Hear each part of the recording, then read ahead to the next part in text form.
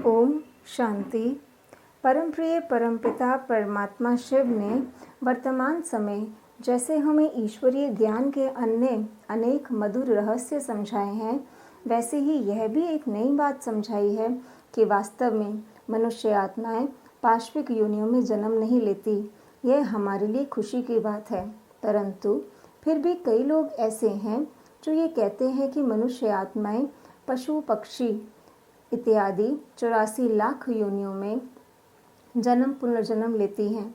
वे कहते हैं जैसे कि किसी देश की सरकार अपराधी को दंड देने के लिए उसकी स्वतंत्रता को छीन लेती है और उसे एक कोठरी में बंद कर देती है और उसे सुख सुविधा से कुछ काल के लिए वंचित कर देती है। वैसे ही यदि मनुष्य कोई बुरे कर्म करता है तो उसे उसके दंड के रूप में पशु पक्षी इत्यादि भोग योनियों में दुख तथा परतंत्रता भोगनी पड़ती है।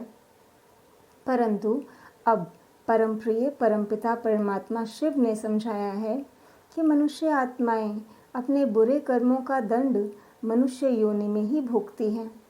परमात्मा कहते हैं कि मनुष्य बुरे गुण कर्म स्वभाव के कारण पशु से भी अधिक बुरा तो बन ही जाता है और पशु पक्षी से अधिक दुखी भी होता है, परंतु वह पशु पक्षी इत्यादि जोनि में जन्म नहीं लेता। वह तो हम देखते या सुनते भी हैं कि मनुष्य गूंगे अंधे बहरे होते हैं। यह भी हम देखते हैं कि कई पशु भी मनुष्यों से अधिक स्वतंत्र तथा सुखी होते हैं, जिन्हें डबल रोटी मक्खन खिलाया जाता है, सोफे पर सुलाया जाता है, बहुत ही प्यार से पाला जाता है।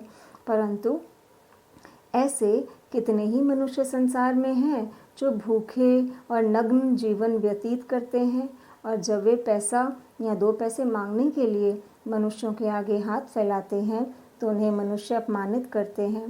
कितने ही मनुष्य हैं जो सर्दी में ठिठुर कर अथवा रोगियों की हालत में सड़क की पटरियों पर कुत्ते से भी बुरी मौत मर जाते हैं, और कितने ही मनुष्य तो अत्यंत वेदना और दुख के वश अपने ही हाथों अपने आप को मार डालते हैं।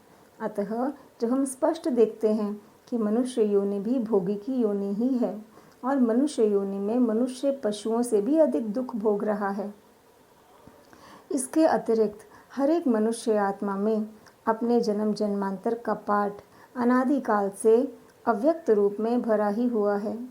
इसलिए मनुष्य आत्माएं अनादिकाल से भिन्न भिन्न गुण कर्म स्वभाव और प्रारब्ध वाली हैं।